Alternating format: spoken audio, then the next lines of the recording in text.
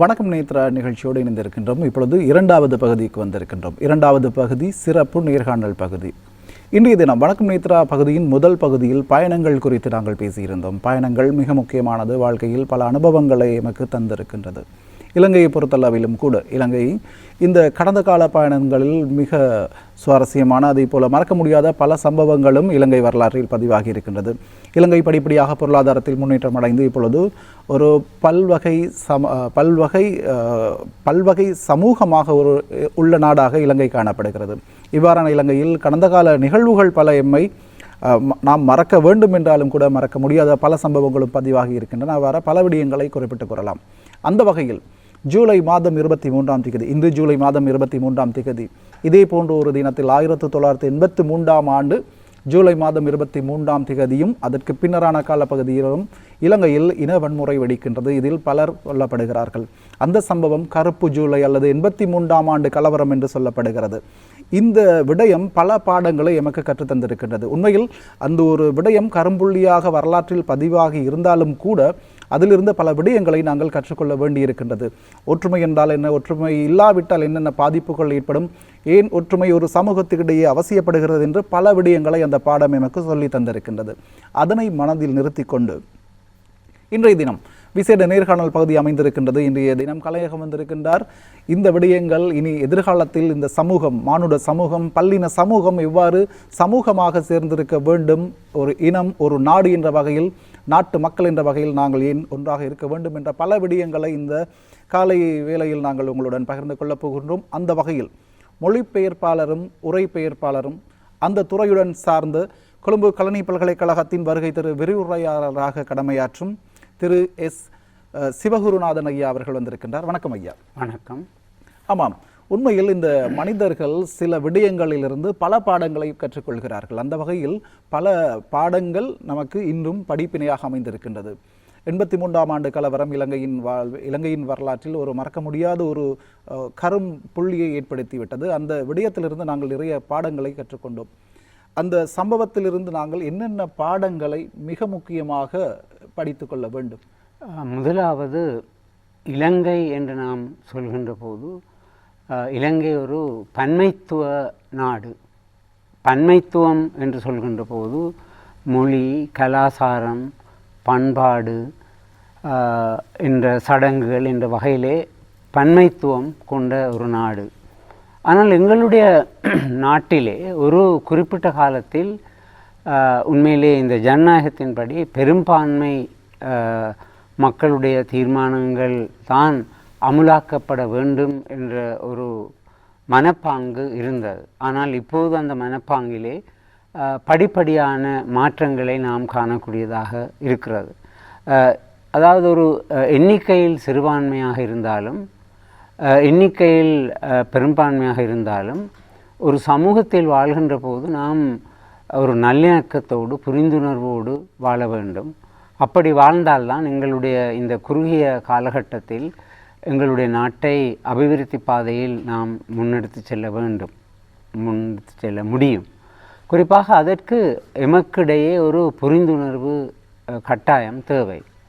ஆனால் அந்த புரிந்துணர்வில் ஏற்பட்ட சில சங்கடங்கள் காரணமாகவும், உரிமைகள் சார்ந்த சில விடயங்கள் காரணமாகவும் சில முரண்பாடுகள் தோன்றின. அந்த முரண்பாடுகள் தான் காலப்போக்கிலே ஒரு வன்முறையாக எங்களுடைய நாட்டிலே கலவரங்களாக, இனக்கலவரங்களாக மாறியிருக்கின்றன.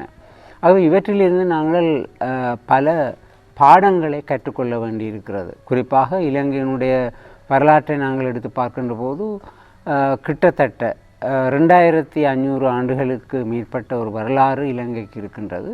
இந்த வரலாற்றிலே நாங்கள் சிங்களம், தமிழ் ஆகிய இந்த இரண்டு இனங்களும் நீண்ட காலமாக இந்த நாட்டிலே வாழ்ந்து வந்திருக்கின்றார்கள். எங்களுடைய நாட்டிலே இந்த முரண்பாடுகள் அல்லது மோதல்கள் என்று வருகின்ற போது கிட்டத்தட்ட நாங்கள் 100 ஆண்டுகள் என்று வைத்துக்கொள்வோமே. இந்த கருத்து ரீதியான முரண்பாடுகள் தோன்றி பின்பு அது சத்தியாகிரகங்களாக, மறியற் போராட்டங்களாக, பல்வேறு போராட்டங்கள் நடந்து இறுதியில் ஒரு ஆயுத போராட்டம் கிட்டத்தட்ட 30 ஆண்டுகள் நிலவின. ஆனால் எங்களுடைய நீண்டகால வரலாற்றிலே 30 ஆண்டுகள் அல்லது 100 ஆண்டுகள் என்று வருகிற போது அது மிகவும் குறுகிய காலம். அந்த குறுகிய காலத்தில் எம்மத்தியிலே சில கசப்புணர்வுகள், தவறான அபிப்பிராயங்கள் ஏற்பட்டிருக்கலாம். ஆனால் எங்களுடைய நீண்டகால வரலாற்றை எடுத்து பார்க்கின்ற போது எங்களுக்கிடையிலே ஒரு புரிந்துணர்வு இருந்திருக்கிறது. ஒரு புரிந்துணர்வு என்று சொல்வதற்கு அப்பால் எங்களுடைய நாட்டில் உள்ள அரசர்கள் தங்களுடைய வாழ்க்கை துணைகளை தமிழ்நாட்டிலிருந்து வருவித்து அவர்கள் திருமணம் செய்து கொண்டார்கள். எங்களுடைய நாட்டின் கடைசி அரசனான ஸ்ரீவிக்ரம ராஜசிங்கன் கூட தமிழ்நாட்டிலிருந்து வருகை தந்த ஒரு அரசன். பிறகு அவருடைய பட்டத்து ராணியும் கூட இந்தியாவிலிருந்து தான் தமிழகத்திலிருந்து தான் வரவழைக்கப்பட்டார். ஆக இந்த வகையில் பார்க்கின்ற போது எங்களுக்கிடையிலே நிறைய ஒற்றுமைகள் இருக்கின்றன. நாங்கள் இந்த வேற்றுமைகளிலும் ஒற்றுமை காண முற்பட வேண்டும். குறிப்பாக எங்களுக்கு தெரியும், எங்களுடைய நாட்டில் சிங்களம், பௌத்தம் தான் அதிகப்படியாக வாழ்கின்றார்கள். ஆகவே அவர்களுடைய வழிபாட்டு தலங்களை நாங்கள் எடுத்து பார்க்கின்ற போது புத்த கோயில்கள் அல்லது பஞ்சாலைகள் என்று சொல்கின்றோம். அந்த பஞ்சாலைகளிலே அந்த அரசர்களுடைய காலத்திலிருந்து எல்லா பிரதேசங்களிலும் அல்ல, அந்த அரசர்களுடைய ஆட்சி நிலவிய பிரதேசங்களில் உள்ள பௌத்த கோயில்களை எடுத்து பார்க்கின்ற போது அந்த பௌத்த கோயில்களிலே ஒரு இந்து கோவிலும், ஒரு சின்ன இந்து கோவிலும், அதை சிங்களத்திலே தேவாலய என்று அழைத்தார்கள். இந்த இந்து கோவில் ஏன் உருவாக்கப்பட்டது என்றால், அந்த அரசனுடைய பட்டத்து ராணி அல்லது அவருடைய மனைவி இந்துவாகத்தான் அநேகமாக இருந்திருக்கின்றார். ஆகவே அரசன் வழிபடுவதற்கு பௌத்த சடங்கு முறைகள், கலாச்சார முறைகள், புத்தர் பெருமானுடைய உருவச்சிலை இப்படியெல்லாம் இருந்திருக்கின்றது. ஆகவே அவர் அந்த அரசனுடைய மனைவி வழிபடுவதற்காக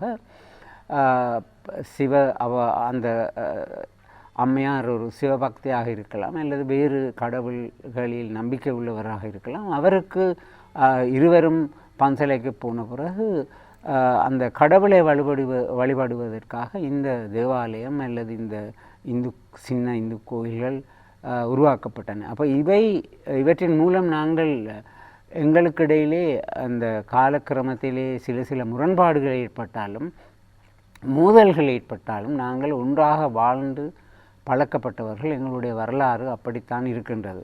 எனவே இதை நாங்கள் எங்களுடைய மனதிலே நிலைநிறுத்தி கொள்ள வேண்டும்.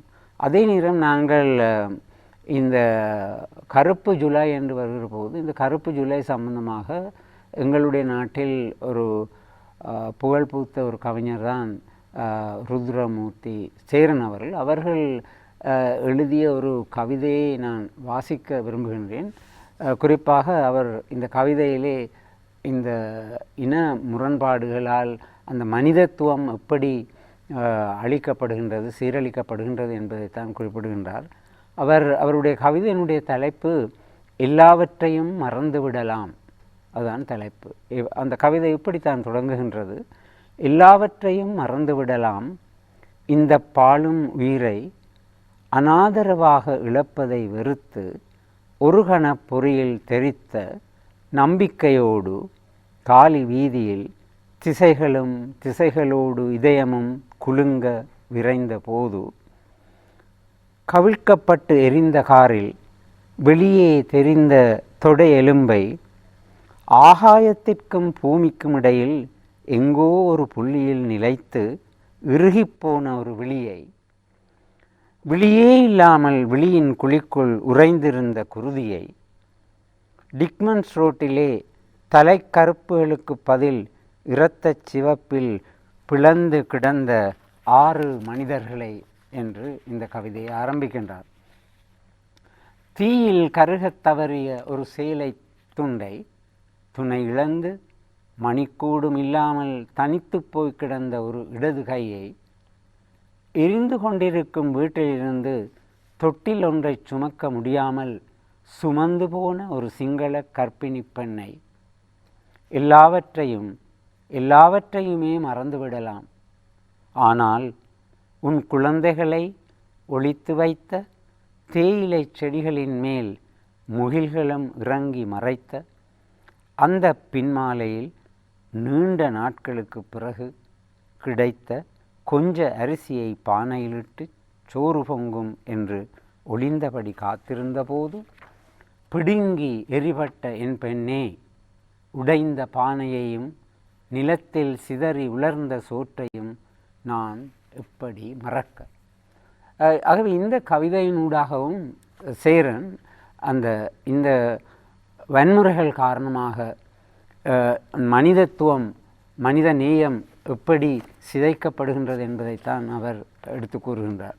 ஆகவே இந்த வகையிலே நாங்கள் எங்களுடைய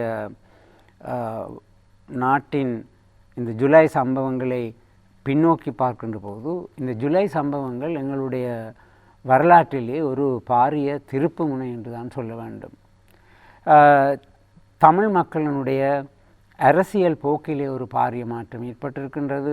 அவர்களுடைய வாழ்க்கை நிலைப்பாட்டிலே மாற்றம் ஏற்பட்டிருக்கின்றது. அவர்களுடைய கலாச்சார பதிவுகளிலே மாற்றம் ஏற்பட்டிருக்கின்றது. இலங்கையினுடைய வரலாற்றை எடுத்து பார்க்கின்ற போது பல சந்தர்ப்பங்களிலே இப்படியான முரண்நிலை ஏற்பட்டிருக்கின்றது, மோதல்கள் ஏற்பட்டிருக்கின்றன. எங்களுடைய அண்மை கால வரலாற்றை நாங்கள் எடுத்து பார்க்கின்ற போது 1956, 58, 1977 ஆகஸ்ட், 1981 நூல் நிலைய எரிப்பு, அதன் பின்பு 1983ஆம் ஆண்டு கருப்பு ஜூலை. ஆனால் இந்த கருப்பு ஜூலை எங்களுடைய நாட்டிலே, எங்களுடைய மனித நாகரிகத்திலேயே ஒரு பாரிய ஒரு திருப்பு முனை என்று தான் கூற வேண்டும். உண்மையில் 13 அரச படையினர் நிலக்கனி வெடி வைத்து அவர்களுடைய உயிர்கள் பறிக்கப்பட்டதன. அதற்கு பழிவாங்க வேண்டும் என்ற நோக்கத்திற்காகத்தான் இந்த வன்முறை கட்டவிழ்த்து விடப்பட்டது. ஆனால் துரதிர்ஷ்டவசமாக ஒரு நாட்டிலே கலவரங்கள் ஏற்படுகின்ற போது அந்தந்த சமூகங்களுக்கு இடையிலே கலவரங்கள் ஏற்படுவது, மோதல்கள் ஏற்படுவது இயல்பு. ஆனால் இந்த 83ஆம் ஆண்டு இந்த இனக்கலவரத்தை எடுத்து பார்க்கின்ற போது அங்கு பல அமைச்சர்களும் அதற்கு பொறுப்பாக இருந்திருக்கிறார்கள். அந்த அமைச்சர்களால் தயாரிக்கப்பட்ட பெயர் பட்டியல்களை அடிப்படையாக கொண்டுதான் குண்டர்கள் தாக்குதல்களை மேற்கொண்டார்கள். ஆமாம் ஐயா, இந்த தருணத்தில் நாங்கள் ஒன்றை கூற வேண்டும். ஊர் ரெண்டு பட்டால் கூத்தாடிக்கு கொண்டாட்டம் என்பது போல் இவ்வாறான ஒரு இனக்கலவரங்களின் போது ஒரு இரண்டு இனங்களுக்கு இடையிலான மோதல் உருவாகும் பொழுது மூன்றாம் தரப்பினர் அதனை தமக்கு சாதகமாக பயன்படுத்திக் கொள்வதற்கான அதிக லாபங்கள் இருக்கின்றன. உண்மையில் ஒரு குடும்பத்தை எடுத்தால் கொண்டாலும் கூட 2 சகோதரர்களுக்கிடையே இன முரண்பாடு அல்லது கருத்து முரண்பாடு ஏற்பட்டு மோதல் அளவும் கூட வருவது இயல்பான ஒரு விடயம். நாங்கள் ஒரு இலங்கை நாட்டவர்கள் என்று சிந்திக்கும் பொழுது அனைவரும் சகோதரத்துவத்துடன் இருக்க வேண்டியது கட்டாயமாகிறது. ஒரு நாட்டவர்கள் பிரஜை என்ற வகையில். இப்பொழுது இந்த இனங்களுக்கிடையிலான, நீங்கள் உண்மையில் உங்களை அறிமுகப்படுத்தும் பொழுது ஒரு மொழிபெயர்ப்பாளர் என்று உரைபெயர்ப்பாளர் என்றும் நாங்கள் குறிப்பிட்டிருந்தோம். மொழியும் இந்த இனங்களுக்கிடையிலான உறவை பலப்படுத்துவதில் அல்லது வலுப்படுத்துவதில் மிக முக்கிய பங்கு வகிக்கின்றது. நீங்கள் உங்களுடைய அனுபவத்தில் இந்த மொழி அல்லது மொழி சார்ந்த அவருடைய கலாச்சாரத்தை ஒரு மனிதன் தெரிந்து கொள்ளும் பொழுது 2 இனங்களுக்கிடையிலான மோதல் போக்கு அல்லது புரிந்துணர்வு அதிகரிக்கிறது, மோதல் போக்கு இல்லாமல் போகிறது. உங்களுடைய அனுபவத்தில் அது எவ்வாறு நடைமுறையில் சாத்தியமாகிறது என்ற விடயங்களை நீங்கள் தெளிவுபடுத்தினால் மிக பொருத்தமாக இருக்கும். இப்போ மொழியை பொறுத்தவரையில் 1958ஆம் ஆண்டுக்கு முன்னர் வடக்கு கிழக்கு மாகாணங்களில் பல பாடசாலைகளில் சிங்கள மொழி ஒரு 2ஆம் மொழியாக போதிக்கப்பட்டது. அது எல்லோருக்கும் தெரியும். உண்மையிலே எங்களுடைய நாட்டு வரலாற்றை எடுத்து பார்க்கின்ற போது 1944ஆம் ஆண்டிலிருந்தே இந்த சிங்களமும் பெரும்பான்மை சமூக, எங்களுடைய சகோதர சமூகம், அவர்களுடைய மொழி அரசகர்ம மொழியாக பிரகடனப்படுத்த வேண்டும் என்ற அந்த கோரிக்கை இருந்து வந்தது. அதற்கு ஒரு முக்கிய காரணம்தான் இலங்கையிலே வெள்ளையர்களுடைய ஆட்சியின் போது 1815ஆம் ஆண்டிலிருந்து 1956ஆம் ஆண்டு வரை சகலதும் ஆங்கிலம், அதாவது அரசகர்ம மொழி ஆங்கிலம், நீதிமன்ற மொழி ஆங்கிலம், ஆயுத படைகளினுடைய மொழி ஆங்கிலம், போதனா மொழி ஆங்கிலம், சிங்களமும் தமிழும் சுதேச மொழிகளாக கருதப்பட்டாலும் அந்த சுதேச மொழிகளை கற்பிக்கின்ற ஆசிரியர்களுடைய சம்பளம் ஆங்கில ஆசிரியர்களை விட குறைந்த நிலையில் இருந்தது. ஒரு தந்தி ஒருவருக்கு வந்தாலும் கூட அந்த தந்தி ஆங்கிலத்திலே தான் இருந்தது. இப்படி சகலதும் ஆங்கிலமயமாக இருந்தது. இதன் காரணமாக பெரும்பான்மை சமூக சகோதரர்கள் மத்தியிலே பஞ்சமகா பலவேகை என்ற ஒரு உருவாக்கம் பெற்றது. பஞ்சமகா பலவேகை என்று சொன்னால் சங்க, வெத, குரு, கோவி, காம்காரு. சங்க என்ற பௌத்த குருமார், வெத என்ற ஆயுர்வேத வைத்தியர்கள், குரு என்றால் ஆசிரியர்கள், காம்காரு என்றால் தொழிலாளர்கள் மற்றும் விவசாயிகள். அப்போ இந்த 5 மாபெரும் சக்திகளும் தொடர்ச்சியாக சிங்கள மொழி அரசகர்ம மொழியாக உருவாக்கப்பட வேண்டும் என்ற கோரிக்கையை முன்வைத்தார்கள். அது நியாயமானது. அதே போல் நான் ஏற்கனவே குறிப்பிட்டது போல் 44ஆம் ஆண்டிலிருந்து எங்களுடைய அரசாங்க சட்டசபையில் கூட திரு ஜெயாஜாவதன முற்கொண்டு எண்ணம்பெறா போன்ற எங்களுடைய அரசியல் தலைவர்கள் சிங்களமும் தமிழும் அரசகர்ம மொழிகளாக பிரகடனப்படுத்தப்பட வேண்டும் என்ற கோரிக்கையை தான் முன்வைத்தார்கள். ஆனால் துரதிர்ஷ்டவசமாக இந்த அரசியல் அதிகாரத்தை கைப்பற்றும் நோக்கிலே அரசியல்வாதிகள் ஏதாவது ஒரு விஷயத்தை முன்வைத்து செயற்படுகின்ற ஒரு தன்மையை காணலாம். அந்த வகையிலே தான் 24 மணித்தியாலங்களுக்குள் சிங்கள மொழி அரசகர்ம மொழியாக்கப்பட வேண்டும் என்ற கோரிக்கை முன்வைக்கப்பட்டு அந்த கோரிக்கை நிறைவேற்றப்பட்டது. ஆகவே தமிழ் மொழி அந்த சந்தர்ப்பத்திலே புறக்கணிக்கப்பட்டது. இதனால் தமிழ் மக்கள் மத்தியிலே ஒரு அதிருப்தி ஏற்பட்டது. எனக்கு ஞாபகம் இருக்கிறது, 1956ஆம் ஆண்டு இந்த அரசகர்ம மொழி சட்டத்தை முன்மொழிந்து பாராளுமன்றத்திலே அந்த சட்டம் முன்வைக்கப்பட்ட போது கலாநிதி கொள்விநாடி செல்வா அவர்கள் உரையாற்றினார்கள். அவர் உரையாற்றிய போது ஒரு முக்கியமான விடயத்தை சொன்னார். 1 country 2 languages, 1 language 2 countries என்று அவர் ஒரு பிரசித்தி பெற்ற ஒரு வாக்கை சொன்னார். அதாவது ஒரு மொழியை நீங்கள் அமுல்படுத்தினால் நாடு துண்டாடும், வேறுபடுத்தப்படும். 2 மொழிகள் அமுலாக்கப்பட்டால் நாடு ஒற்றுமையாக இருக்கும் என்று. ஆனால் அந்த காலகட்டத்திலே அன்றைய சூழ்நிலையிலே அன்றைய அரசியல்வாதிகள், அரசியல் தலைவர்கள், பதவியில் இருந்தவர்கள் அவர்களுடைய கூற்றை ஏற்றுக்கொள்ளவில்லை. ஆனால் இப்போது 1988ஆம் ஆண்டிற்கு பின்பு இப்போது சிங்களமும் தமிழும் அரசகர்ம மொழிகளாக அங்கீகரிக்கப்பட்டிருக்கின்றன. அதே போல் முன்னரை விட பெரும்பான்மை சமூகத்தை சார்ந்தவர்கள் தமிழ் மொழியை 2ஆம் மொழியாக கற்றுக்கொள்கின்றார்கள். அது பாடசாலை மட்டங்களிலும் இனிய அரச உத்தியோகத்தர்கள் என்ற வகையில் அவர்கள் கட்டாயமாக சிங்கள அரச உத்தியோகத்தர்கள் தமிழ் மொழியையும், தமிழ் அரச உத்தியோகத்தர்கள் சிங்கள மொழியையும் கற்றுக்கொள்கின்றார்கள். ஆனால் இங்குள்ள ஒரு குறைபாடு என்னவென்றால், அந்த மொழியை கற்றுக்கொள்கின்றார்களே ஒழிய அந்த கலாச்சாரங்களை அல்லது அந்த இலக்கிய பதிவுகளை கற்றுக்கொள்கின்ற எண்ணிக்கை மிக மிக குறைவாகத்தான் இருக்கின்றது. அது சிங்கள மொழியை 2ஆம் மொழியாக கற்றுக்கொள்வர்களிடமும் அந்த குறைபாடு இருக்கிறது, தமிழ் மொழியை கற்றுக்கொள்கின்றவர்களிடமும் அந்த குறைபாடு இருக்கின்றது. ஏனெனில் ஒரு நாட்டினுடைய இலக்கியத்தை, இந்த நாட்டினுடைய பண்பாட்டை சரியாக கற்றுக்கொள்கின்ற போதுதான் இந்த நல்லிணக்கமானது சிறப்பான முறையிலே இடம்பெறும். ஆனால் எங்களுடைய நாட்டில் அரச தலைவர்கள், குறிப்பாக ஒரு குறிப்பிட்ட கட்டத்திலே ஒரு அரச இலக்கிய விழாவிற்கு சென்று உரையாற்றிய அரச அதிபர் சொன்னார், இலக்கியம் எதற்கு என்று. இலக்கியம் ஒரு குறிப்பிட்ட காலகட்டம் சிங்களமோ தமிழோ இந்த 2 இலக்கியங்களும் பாட போதனையிலிருந்து நீக்கப்பட்டிருந்தது. பிறகு பிற்காலத்தில் மீண்டும் அது அறிமுகப்படுத்தப்பட்டிருக்கிறது. ஆகவே இந்த இலக்கியம் சார்ந்த விஷயங்களையும் உண்மையிலே கற்றுக்கொள்ள வேண்டும். அதன் போதுதான் இந்த நல்லிணக்கம் உருவாகும். உண்மையில் மொழியை மாத்திரம் ஒரு சமூகம் தெரிந்து கொள்வதின் மாத்திரம் இன ஒற்றுமை ஏற்பட்டுவிட முடியாது. அதனுடைய கலாச்சாரத்தையும் தெரிந்து கொண்டால் அந்த இன ஒற்றுமைக்கு அது மிக முக்கியமானதாக இருக்கும். இந்த இன ஒற்றுமைக்காக அரசாங்கம் பல செயல் திட்டங்களை முன்னெடுத்திருக்கின்றது. அந்த வகையில் இப்போது தற்போதைய பாடத்திட்டங்களில் கூட 1ஆம் தரத்திலிருந்தும் மாணவர்களுக்கு சிங்கள மொழி பயிற்றுவிக்கப்படுகிறது. நீங்கள் சொல்லுங்கள், உங்கள் அனுபவத்தில் இந்த உண்மையில் நீங்கள் ஏற்கனவே சொன்னது போல் அந்த மொழியை மாத்திரம் கற்பிப்பதனால் பலன் இல்லை, அதாவது எதிர்பார்த்த முழு பலனும் அடைவதற்கு முடியாது என்றுதான் சொல்ல வேண்டும். அதனை நிவர்த்தி செய்ய என்ன செய்ய வேண்டும்? நீங்களும் குறிப்பிட்டது போல இப்போ அரசாங்கத்திடமும் அப்படியான ஒரு நோக்கம் இருக்கிறது. ஏனெனில் இப்போது 2ஆம் மொழியாக 6ஆம் ஆண்டிலிருந்து தான் கற்பிக்கப்படுகிறது. அதாவது சிங்களமோ தமிழோ 2ஆம் மொழியாக கற்பிக்கின்ற போது பாடசாலை மட்டங்களில் 6ஆம் ஆண்டிலிருந்து தான் போதிக்கப்படுகின்றது. 5ஆம் ஆண்டு புலமைப்பரிசில் ஓரிரு வினாக்கள் இருக்கின்றன, அது எழுத்துக்கள், சில சொற்கள். ஆனால் 6ஆம் ஆண்டில் இருந்துதான் ஒரு ஒழுங்கான முறையிலே கற்பிக்கப்படுகின்றது. அதிலும் ஒரு சிக்கல் இருக்கிறது.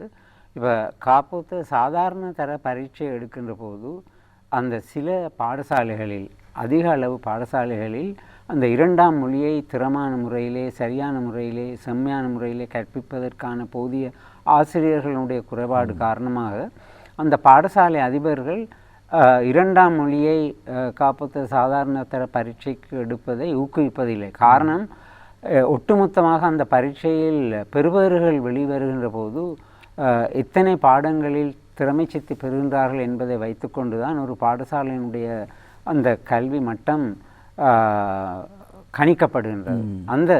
ஆனால் சில பாடசாலைகளில் 2ஆம் மொழியாக சிங்களமோ தமிழோ பரீட்சைக்கு தோற்றுவதற்கான வாய்ப்புகள் இருக்கின்றன.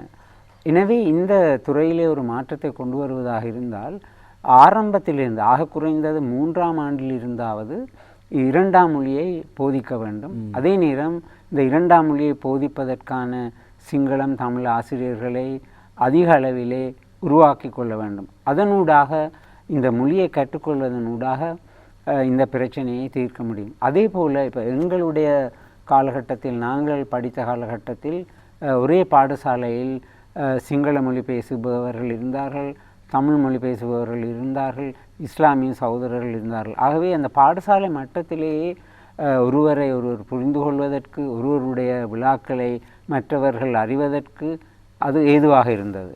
ஆனால் பிற்காலத்திலே மொழி வாரியாகவும் மத வாரியாகவும் வேறு காரணங்களாலும் பாடசாலைகள் இப்போது ஒரு சில பாடசாலைகளை தவிர பெரும்பான்மையான பாடசாலைகள் வகையீடு செய்யப்பட்டிருக்கின்றன. அவை ஒன்றில் சிங்கள பௌத்த பாடசாலைகள் அல்லது இஸ்லாமிய பாடசாலைகள் அல்லது இந்து பாடசாலைகள் அல்லது கிறிஸ்தவ பாடசாலைகள் என்றிருக்கின்றன. ஆகவே இந்த துறையிலும் ஒரு மாற்றத்தை கொண்டு வர வேண்டும். ஆனால் அது உடனடியாக செய்ய முடியும் என்று நான் சொல்லவில்லை, காலம் எடுக்கும். ஏனெனில் எங்களுடைய தினசரி வாழ்க்கை எடுத்தாலும், எங்களுடைய ஆண்டு விடுமுறைகளை எடுத்தாலும் ஒவ்வொரு மதம் சார்ந்த விடுமுறைகள் அங்கு குறிப்பிடப்படுகின்றன. ஆனால் இப்போ ஒரு மதத்தை, இப்போ உதாரணமாக தைப்பொங்கல் என்று வைத்துக்கொள்வோம். இந்துக்களுக்கு தெரியும் தைப்பொங்கலினுடைய சிறப்பு. ஒரு சில சிங்கள இஸ்லாமியர்களுக்கும் தெரியும். ஆனால் பரவலாக தைப்பொங்கல் என்றால் என்ன, ஏன் இவர்கள் கொண்டாடுகிறார்கள், இதற்குரிய இயல்பு என்ன, அதனுடைய அடிப்படை என்ன என்பது தெரியாது. அந்த ஆழமாக தெரிந்திருக்க வேண்டும் என்று நான் சொல்ல வரவில்லை. ஒரே நாட்டில் வாழ்கின்ற போது நாங்கள் அறிந்திருக்க வேண்டும். அதே போல் இஸ்லாமியர்களுடைய விழாக்களாக இருக்கலாம் அல்லது கிறிஸ்தவர்களுடைய விழாக்களாக இருக்கலாம், அது பற்றி மற்றவர்கள் சரியாக புரிந்து கொள்ள முடியாமல் இருக்கிறார். விடுமுறை நாட்களாக இருக்கின்றன, ஆனால் அது பற்றி தெரியாமல், தாற்பயம் தெரியாமல் உண்மையில் அந்த தாற்பயத்தை தெரிந்து கொண்டால் கூட பல சிக்கல்களுக்கு பிரச்சனை தீர்வாங்கியே கிடைக்கும். ஆமாம், உங்களுடைய அனுபவம், நீங்கள் ஒரு மூத்த ஒரு ஆய்வாளராக அறிஞராக இருக்கின்றீர்கள். அதனால் மற்றும் ஒரு இனத்தை பிரிப்பதற்கு பல்வேறு வழிகள் இருக்கின்றன. மொழிகள் என்று பல்வேறு வகையாக பிரித்து விடலாம். அதனை சந்தர்ப்பவாதிகள், குறிப்பாக அரசியல் இருப்பவர்கள் அதை செய்கிறார்கள். அரசியல் ரீதியாக இவ்வாறான விடயங்களை சரி செய்வதற்கு சுருக்கமாக சொல்லுங்கள், என்ன செய்ய வேண்டும்? இப்போதுள்ள அரசியல்வாதிகள், அரசியல் தான் ஒரு ஜனநாயக நாட்டில் அரசியல் என்று ஜனநாயக வழியில் எதனையும் உரிமைகளை வென்றெடுக்க வேண்டியது ஜனநாயக வழி என்று சொல்லப்படுகிறது. ஜனநாயக வழியில் ஏதேனும் ஒரு கோரிக்கைகளை அரசாங்கத்திடம் முன்வைத்து அதனை வெற்றி கொள்வதற்கு என்ன செய்ய வேண்டும், எந்த தரப்பினர் செய்ய வேண்டும்? சுருக்கமான பதிலை எதிர்பார்க்கின்றோம். குறிப்பாக எங்களுடைய அரசியல் வரலாற்றை, இப்போ 75 ஆண்டுகால வரலாற்றை எடுக்கின்ற போது ஒவ்வொரு தேர்தலிலும் இந்த இனப்பிரச்சனை அல்லது மத பிரச்சனை முன்வைக்கப்பட்டு மக்கள் பிளவுபடுத்தப்பட்டார்கள். ஆனால் அதிர்ஷ்டவசமாக இந்த தேர்தலை இப்போது நாங்கள் அவதானிக்கின்ற போது அந்த மதத்தை அல்லது மொழியை முன்வைக்காமல் பொருளாதாரம் சம்பந்தமான பிரச்சனைகள் இப்போது அரசியல் மட்டங்களிலே கலந்துரையாடப்படுகின்றன. இந்த தேர்தலில் இன்னும் இதுவரையும் எந்த ஒரு கட்சியோ அல்லது எந்த ஒரு சுயாதீன குழுவோ இனம், மதம், மொழி என்ற பிரச்சனையை முன்வைக்கவில்லை. அது ஒரு நல்ல அம்சம். ஆகவே இந்த போக்கு தொடர்ச்சியாக நாங்கள் கையாண்டால் அது உண்மையிலே ஒரு சாதகமான விளைவை தான் ஏற்படுத்தும்.